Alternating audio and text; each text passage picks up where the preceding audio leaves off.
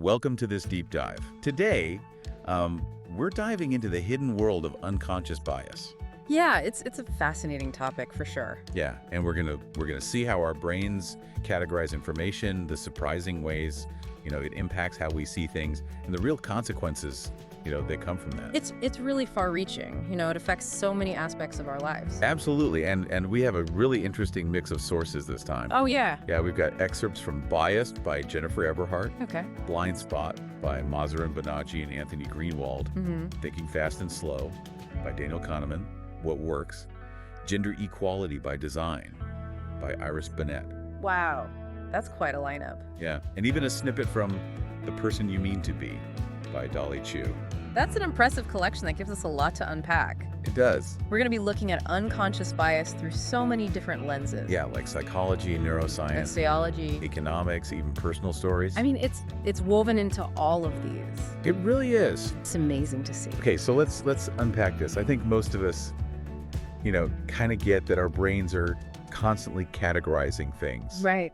Like it's just how we make sense of the world. Exactly. It's like a fundamental survival mechanism, right? Right. Like, could you imagine trying to navigate the world without instantly recognizing a face Yeah. or a threat? We need those categories. You do, but how does that helpful instinct turn into something harmful, Oh yeah, that's the like bias? that is the tricky part. Yeah, it's not like we're, consciously choosing to be prejudiced. Right, and that's exactly what makes unconscious bias so insidious. Right. It often stems from the same mental processes that help us understand the world. Oh, interesting. Yeah, Eberhardt uses facial recognition as a great example.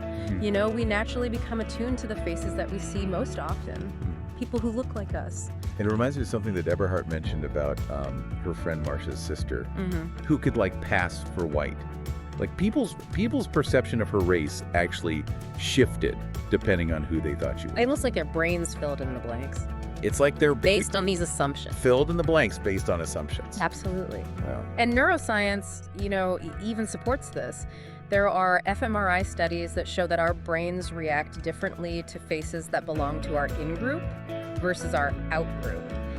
Researchers actually call this the repetition suppression effect. Oh, wow. It's fascinating, but also kind of disturbing. Yeah. So how does that work? Well, our brains actually become less active when we're repeatedly shown black faces, almost as if they're all the same. So it's like our brains are saying, okay, I've seen one, I've seen them all. Yeah, exactly. And we lose sight of the individual, and that's when the bias takes over. It certainly can, yeah. I mean, while categorization is essential, right? It can also limit our perceptions and really open the door to unconscious bias. And Eberhardt shows us, how this isn't just a theoretical problem, it has very real consequences. Think of the tragic case of Terrence Crutcher. Oh, yeah. The unarmed black man shot by a police officer. That's a heartbreaking example. Yeah. It's almost impossible to ignore the role of bias when you hear about something like that. Right, and it really raises those questions of, was the officer's perception of a threat heightened by these unconscious biases about black men? Yeah, and it's not just anecdotal. Right. There's research using eye tracking technology Oh, wow. that has shown that both police officers and students look longer at black faces after being primed with crime-related words. That is really interesting. Yeah, so even if people have good intentions, Yeah. these unconscious associations can still direct their attention and shape their perceptions. What does this mean for improving police community relations? Well, it adds, I think, a whole new layer of complexity, right? Yeah. I mean, we need to go beyond just focusing on individual bad actors. Yeah.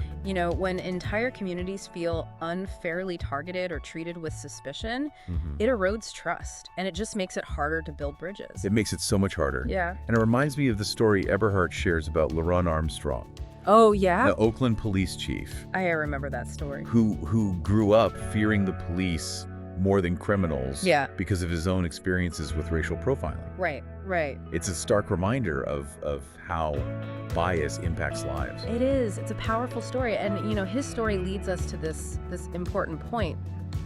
the power of context and association, it shapes not just our individual perceptions, Right. but our understanding of entire social issues. Like, research has shown that people perceive more disorder in neighborhoods with more Black residents. Oh, really? Even when there are no objective differences. That's fascinating. Yeah, it's like our perceptions are influenced by these deeply ingrained associations. And I think, we all absorb them from the culture around us. Right. Think about historical practices like redlining. Oh yeah, redlining. Ah. Denying loans or services based on race or ethnicity.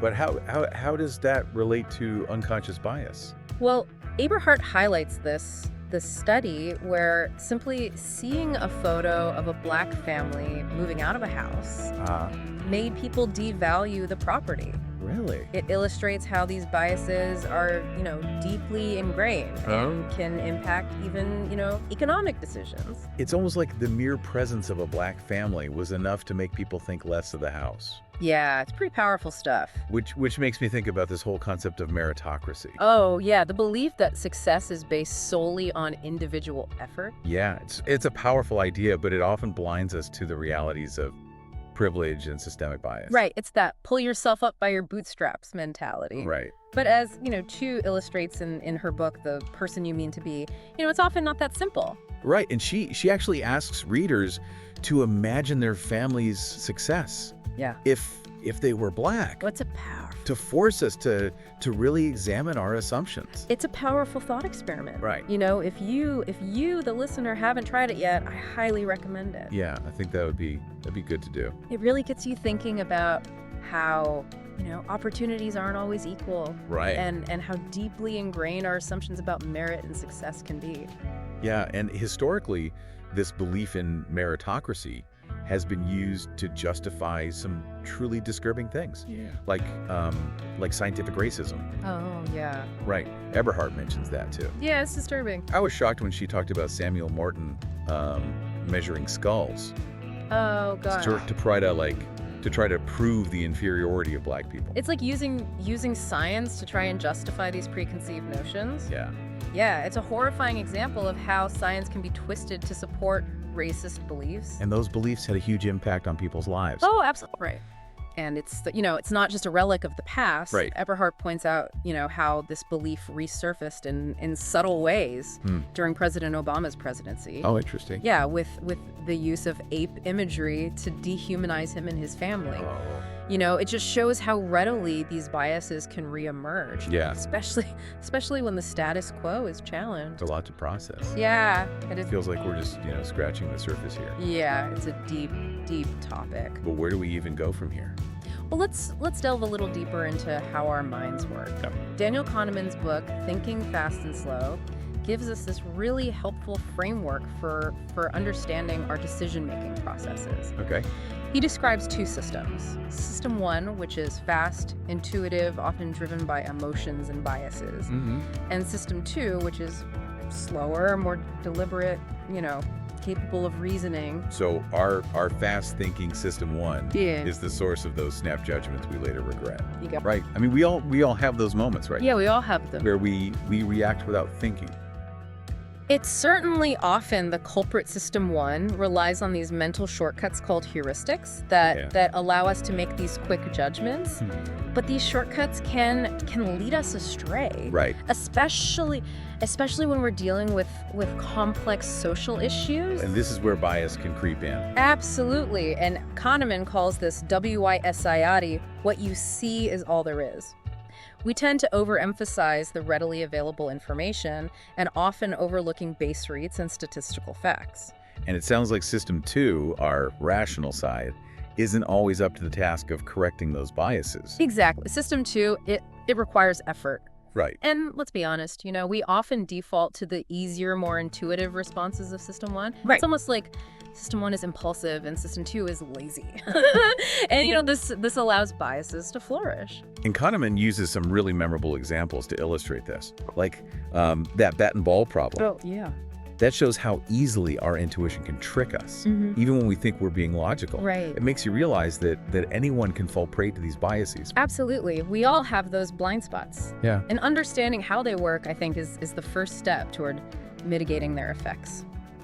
So how do we move beyond just awareness of bias. Right. What can we do to combat it, like in our own lives and in our systems? I'm ready for some solutions. That's the key question. And it's where things get really interesting. You know, simply knowing we have biases isn't enough to change our behavior.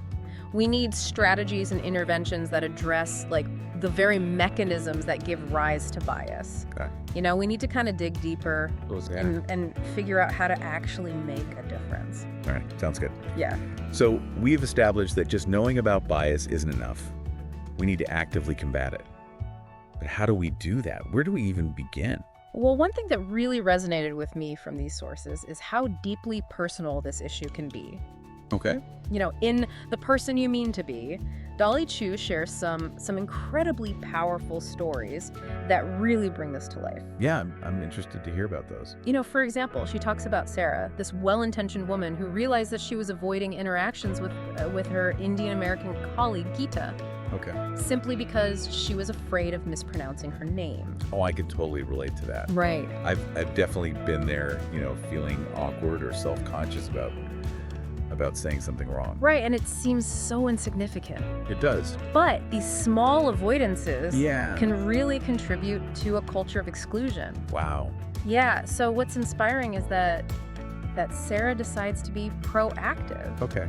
You know, instead of letting her fear hold her back, she asks Geeta to teach her the correct pronunciation. Good for her. And she practices until she gets it right. It's a simple but powerful act, and it shows a willingness to, step outside of our comfort zones Yeah, to challenge those biases. and challenge our own biases. Yeah, and it's a good reminder that we don't have to be perfect. Right. It's about progress, not perfection. Right. And Chu also shares a story about Brittany, a young Black woman working on the production team of a popular TV show. Oh, wow. And she's really hesitant to speak up Okay. about her concerns regarding the show's portrayal of race and gender. I can only imagine how intimidating that must have been, especially in like such a high pressure environment. So what happened? Well, what's inspiring is that Brittany finds the courage to speak her truth. Yeah. And her boss, Perrin, who is a straight white man in a Yeah. position of power, Yeah. actually listens Wow. and takes her concerns seriously. That's encouraging. Right. It shows that allyship is possible even across those differences in power and experience. But it also requires creating an environment where people feel safe speaking up. Yes, absolutely. It highlights the importance of cultivating psychological safety, where people feel comfortable sharing their perspectives Yeah. without fear of retribution. Yeah, so important. You know, and this brings us back to that idea of de-otherizing, something else Chu discusses in her book. Okay. She talks about teaching a leadership course in a men's prison.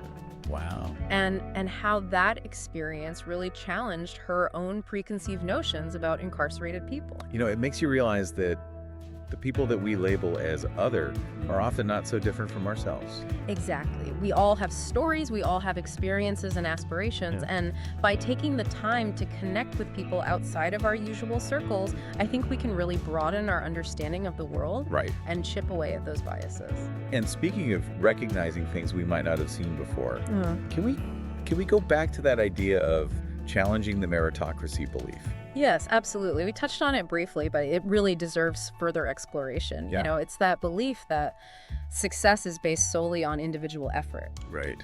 often blinding us to those realities of privilege and systemic bias. Yeah, and Chu digs deeper into this with a story about Colleen, Yeah. a white woman who starts to question her family's success. She wonders if they would have achieved the same level of success if they were Black. Oh, wow. It's a powerful question to ask yourself. And sure. I imagine it would lead to some uncomfortable Yeah, but necessary realizations. absolutely. And her honest answer is probably not. And it's a sobering realization, Yeah. but it allows her to see more clearly the role that race and privilege have played in her own life and in the lives of those around her. It goes beyond just acknowledging that the playing field isn't level, Right. It's about understanding that our individual efforts are often influenced by factors outside of our control. And it makes you think about all the advantages we might take for granted, like good schools, Yeah, financial resources, and just here. simply not having to face discrimination on a daily basis. absolutely. And Chu highlights research showing how malleable our beliefs can be. Interesting. Shifting people's focus from personal merit to good fortune, or vice versa, change their views on societal issues. That's fascinating. Yeah. It shows how a simple shift in perspective can have a big impact on how we view the world. It really does. It really does. So what are some practical ways we can do that? How do we challenge this deeply ingrained belief in meritocracy in ourselves and others? It feels like such a big, complex issue. It is. But, there are small steps we can take. One is just being mindful of the stories we tell ourselves and others about success. Yeah. Instead of solely focusing on individual effort, acknowledge the role of luck, privilege, systemic factors. For example, instead of saying they worked hard and made it, maybe we could say they worked hard and were fortunate enough to have access to. It's subtle, but it's an important shift in language. Yes. Absolutely. It acknowledges the complexities of success. Yeah. And challenges that simple, bootstraps narrative. Yeah, it does. Another powerful way I think to challenge that meritocracy myth is by amplifying the voices of those who have faced systemic barriers. Sharing their stories can help us see the world through a different lens and understand the real impact of those barriers. It's about highlighting the resilience and the achievements of those who have succeeded, despite those obstacles, not because of some mythical level playing field. Yes, exactly. And Chu gives this interesting example of Felicia, a Black woman who leads a support group for white women. That's interesting. What's the purpose of that group? Well, Felicia's goal is to create a space where white women can learn about systemic racism and their own role in it. Wow. It's a place where those difficult conversations can happen openly and honestly. It sounds like such a brave and necessary space for those conversations, but I imagine they're not always easy. They're not. And Chu mentions that some members actually left the group because they were uncomfortable. Yeah. The challenges to their worldview. It's a good reminder that growth can be uncomfortable, but it's essential for progress. Like we have to be willing to confront those uncomfortable truths about ourselves and our society. Absolutely, and it's about having those conversations with humility and a willingness to learn. And Chu shares the story of Jody, a white woman who initially joined the group to do research for a book. And I bet her research became a personal journey. You nailed it. Jody has a series of aha moments as she starts to unpack her own privilege and the ways in which she has benefited from systemic racism. It's like those blind spots that we talked about earlier, right? Yes. We all have them. We all have them. And sometimes it takes a deliberate effort to uncover them. Exactly. And Jody was willing to do that work. Good for her. It's about examining your own biases and challenging your assumptions, which can be a lifelong process. This is giving me a lot to think about. We've explored so much from the science behind bias to the personal stories that illustrate its impact. It's clear that we all have a role to play in combating bias, both individually and collectively. Yeah. But I'm also wondering how we sustain this effort over time. Right. It's a marathon, not a sprint. Right. Yeah, it's easy to feel overwhelmed or discouraged, especially when you're dealing with such deeply entrenched issues. It is. But, remember those structural changes we discussed earlier? The structured interviews, blind evaluations, algorithms. Right. These can be really powerful tools for creating systems that are less susceptible to those individual biases. It takes some of the pressure off of individuals when the systems themselves are designed to be more equitable. Exactly. But we also need to cultivate individual practices that support our ongoing de-biasing efforts. It's like building a muscle. Right. We need to keep practicing. So what are some of those individual practices that we can incorporate into our daily lives? Well, one is simply slowing down. Okay. Like Bonnet suggested, when we're rushing. Okay. We're more likely to rely on those mental shortcuts that lead to bias. So it's about being more mindful and deliberate in our interactions and decisions. Yeah, taking that extra moment to pause and reflect. Yeah, I like that. What else? Oh, activity. actively seeking out diverse perspectives. Okay, how do we do that? Read books by authors from different backgrounds, watch films with diverse casts, engage in conversations with people who have different experiences than your own. It's about intentionally expanding our worldview. Yes, absolutely. Stepping outside of our comfort zones. Oh, yeah, and challenging our own limited perspectives. And challenging our assumptions. Approach it with curiosity. Yeah. Ask questions and be open to learning from others. Yeah. You'll be amazed by what you discover. I love that. It takes the pressure off of having all the answers. Right. And allows us to approach these conversations with a sense of humility and openness. Absolutely. And finally, I think perhaps the most important practice of all is self-compassion. Okay. We're all going to make mistakes. Oh, for sure. We're all going to have moments where our biases show up. That's reassuring, wouldn't you say? It takes the pressure off striving for impossible perfection. It does. It does. And allows us to focus on progress instead. Exactly. We're all human. Yeah. And it's about acknowledging those moments, learning from them. Right. And recommitting to doing better. And it's about supporting each other on this journey. Right. Couldn't have said it better myself. Yeah. We're not alone in this. So it seems like combating bias requires both individual and collective action. Yes. And a combination of structural and cultural change. It's a multifaceted effort. You got it. And it's an ongoing one. Right. There's no finish line right. when it comes to combating bias. It's about continually striving to create a more just and equitable world. We spent a lot of time exploring the complexities of unconscious bias, from how our brains are wired to the deeply personal stories that bring it to life. Yeah, it's been quite a journey.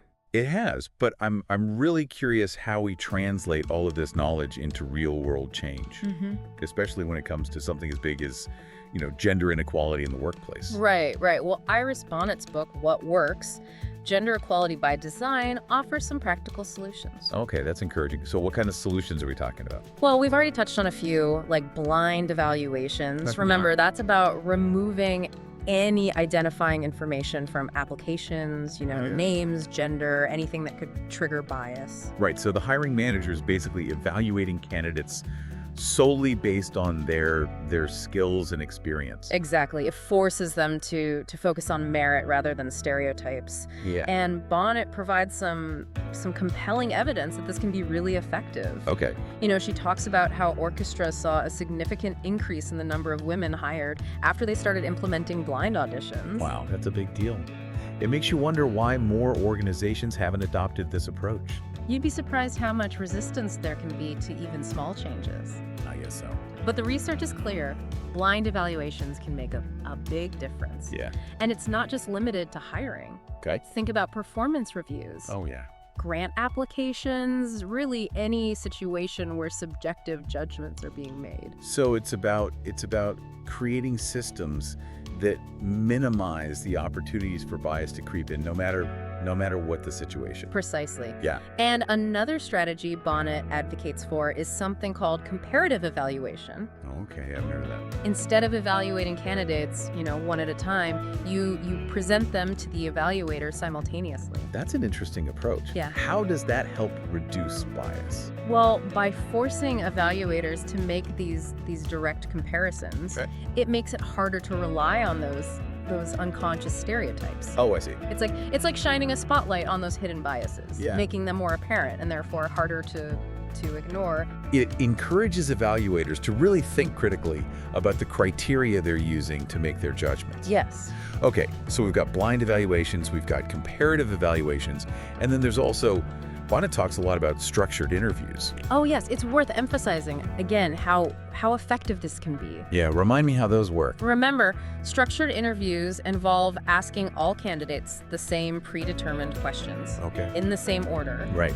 Creates a level playing field. Yeah. And helps ensure that everyone is being assessed on the same criteria. It takes the guesswork out of it. Right. And minimizes the chances of someone being judged based on a gut feeling or, a first impression, which we know can be heavily influenced by bias. Exactly. So we've talked about these structural changes that can help mitigate bias, but what about those broader cultural factors that contribute to inequality? Right. How do we address those deeply ingrained like societal norms and expectations that can be so hard to change. That's where things get even trickier. Yeah. But Bonnet offers some really thought-provoking insights here too. Okay. For instance, she challenges the common assumption that single-sex schools are inherently beneficial for girls.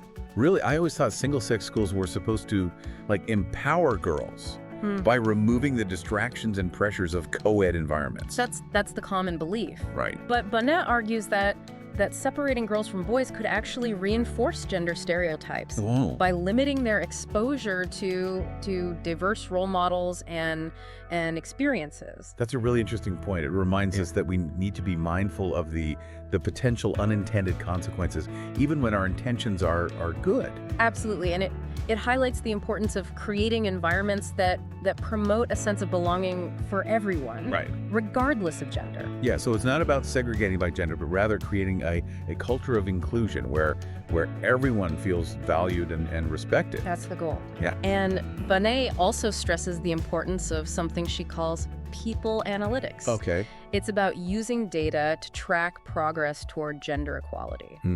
Identify, problem areas and measure the effectiveness of our interventions. So it's about moving beyond like gut feelings and good intentions and actually looking at the numbers to see what's working and what's not. Exactly. Data can help us see where we're falling short. Yeah. And where we need to focus our effort. Right. It also provides evidence to support arguments for change, making them more persuasive and less subjective. It's about taking a data-driven approach to creating, real lasting change. That's the key. This deep dive has been a real eye-opener. It has. We've explored the science behind bias, the deeply personal stories, and the strategies for combating it. It's been a lot. I'm walking away with a sense of hope, but also a sense of urgency. I agree. These sources have shown us that bias isn't this, insurmountable problem. Right. We have the tools and knowledge to address it, both individually and collectively. And it's not about being perfect. Yeah. It's about making progress. It's about the journey. It's about recognizing our blind spots, being open to learning, and committing to creating a more just and equitable world. Yeah, for everyone. For everyone. It's a shared responsibility. So to everyone listening, here's a final thought to ponder. What one small step can you take today to challenge bias in your own life? Yeah, what can you do? It could be speaking up when you witness a microaggression, choosing to read a book by an author from a different background, or simply having a conversation with someone about these issues. Yeah, those conversations are so important. Every action, no matter how small, contributes to creating a more inclusive and equitable world. Thanks for joining us on this deep dive into unconscious bias and keep those conversations going. Keep learning, keep growing.